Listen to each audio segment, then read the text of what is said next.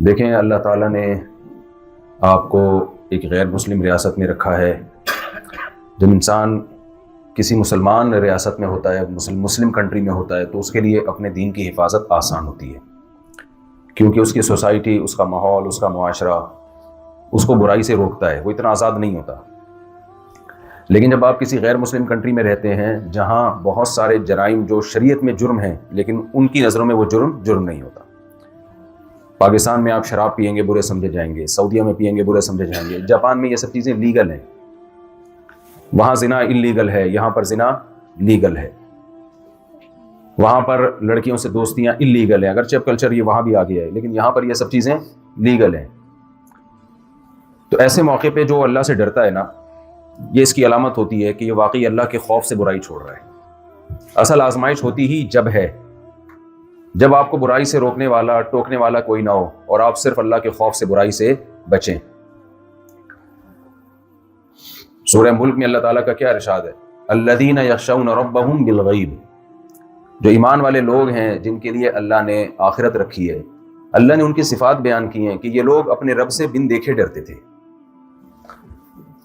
آپ جب دیکھتے ہیں کہ ٹریفک پولیس والا کھڑا ہوا ہے تو آپ قانون توڑتے نہیں ہیں، لیکن کوئی پوچھنے والا نہیں ہے، کوئی خفیہ کیمرہ بھی نہیں لگا ہوا.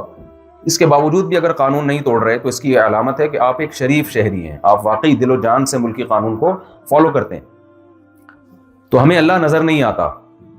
اللہ اگر نظر آنا شروع ہو جائے نا تو سارے کافر مسلمان ہو جائیں. اب جو لوگ اللہ کا انکار کرتے ہیں نا، وہ دلیل یہ دیتے ہیں اللہ نظر تو آتا نہیں ہے، اور باتیں اللہ نے کتنی ساری کر دی ہم سے. 2-4 حکام تھوڑی اللہ نے ہمیں دیے. اللہ نے ہمیں کہا بھی 5 ٹائم پابندی سے نماز پڑھو. آرڈر جس نے دیا ہے وہ نظر نہیں آ رہا ہمیں. اور کام کتنے سارے، 2-4 باتیں ہوتی نا تو ہم کہتے چلو نظر نہیں آتا، ٹرائی کر لیتے ہیں.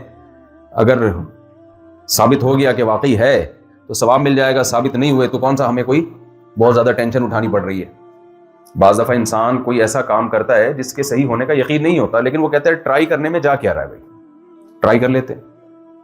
کسی ڈاکٹر نے آپ کو کوئی گولی دی اور کہا یہ کھاؤ گے 1 مہینہ تو آپ کے سر پہ بال نکل آئیں گے. آپ نے دوسرے ڈاکٹروں سے پوچھا، انہوں نے کہا بھائی کنفرم نہیں ہے. آپ کہتے ہیں ٹرائی کرنے میں کیا جا رہا ہے، ایک گولی ہی تو کھانی ہے، تھوڑی سی ٹینشن ہوگی، پانی کا گلاس لینا ہے، پنی سے گولی نکالنی ہے، 150 روپے کا خرچہ آئے گا. تو تھوڑی سی ٹینشن انسان لے لیتا ہے، رسک لے لیتا ہے ٹرائی کرنے کے لیے. لیکن اللہ میاں نے جو ہمیں حکام دیے نا، اللہ تعالیٰ نے، ایک تو یہ سمجھ لیں اللہ میاں کو اللہ میاں کہنا جائز ہے. میرے بیان میں بہت سے لوگوں نے نیچے لکھا ہوتا ہے اللہ کو اللہ میاں کیوں کہہ رہے ہو، تو میاں کا تو کچھ اور مطلب ہوتا ہے. تو دیکھیں جب بھی کوئی چیز عرف میں جس معنی میں استعمال ہوتی ہے نا تو اس کو وہی مطلب ہوتا ہے جو لوگ اس کا معنی لے رہے ہوتے ہیں. جب ہم اللہ میاں کہتے ہیں تو اس کا مطلب تعظیم کے لیے کہہ رہے ہیں. ایک لفظ کہیں کسی اور معنی میں استعمال ہوتا ہے، کہیں کسی اور معنی میں استعمال ہوتا ہے. تو اللہ تعالیٰ بھی کہہ سکتے ہیں، اللہ میاں بھی کہہ سکتے ہیں. جیسے تو کا لفظ اردو میں توہین کے لیے ہے نا. آپ اپنے باپ سے کہیں تو کیا کر رہا ہے تو ابا کو خوشی ہوگی کہ غصہ آئے گا، بھائی تو سے کیوں بات کر رہا ہے. لیکن اللہ سے ہم تو سے بات کرتے ہیں. اللہ تو اکیلا ہے، اے اللہ تو جو ہے میرا محبوب ہے، اے اللہ تو نے مجھے پیدا کیا. تو وہاں تو توہین ہے، یہاں تو تعظیم ہے. تو ایک ہی لفظ جو ہے نا کہیں کسی معنی میں استعمال ہوتا ہے، کہیں، کیونکہ جب اللہ کی طرف تو کی نسبت کرتے ہیں توہین کے لیے نہیں کرتے، یہ تعلق ظاہر کرنے کے لیے کرتے ہیں، تعلق ظاہر کرنے کے لیے، اس کی توحید کے لیے بھی کرتے ہیں. تو میں اس کر رہا تھا کہ اللہ میاں ہمیں نظر نہیں آتے، لیکن اللہ میاں نے حکام ہمیں بہت سارے دے دیے. فجر کی نماز پڑھو، ظہر کی نماز پڑھو، عصر کی نماز پڑھو، مغرب کی نماز پڑھو، عشاء کی نماز پڑھو. پھر نماز پڑھنے کا بھی ایک طریقہ، پہلے وضو کرو، پہلے کپڑوں کو پاک رکھو، جسم کو پاک کرو، غسل فرض ہے تو غسل کرو، اور پھر 15 دفعہ ناک میں سارا دن پانی ڈالو، 15 دفعہ منہ دھو، 3 دفعہ 5 ٹائم جب وضو ہوگا تو 15 دفعہ منہ دھلے گا کہ نہیں دھلے گا.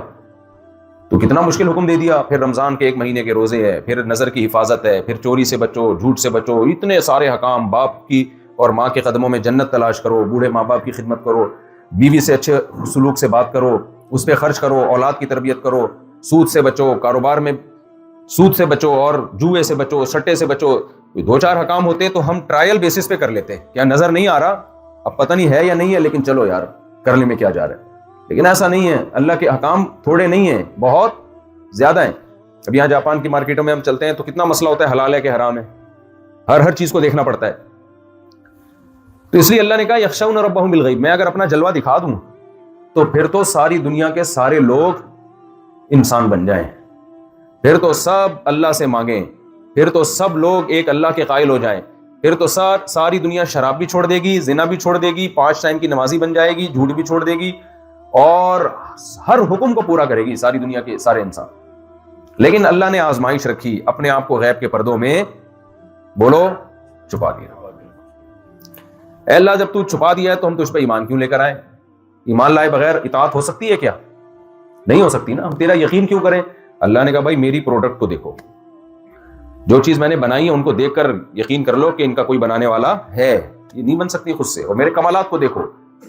نشانیاں دیکھ کے عقل مند اندازہ لگا لیتا ہے کہ یہ کس چیز کی نشانی ہے، اور بے وقوف نشانی دیکھ کے اندازہ نہیں لگاتا کہ یہ کس چیز کی نشانی. وہ کہتا ہے جب تک مجھے چیز نظر نہیں آئے گی میں مانوں گا نہیں.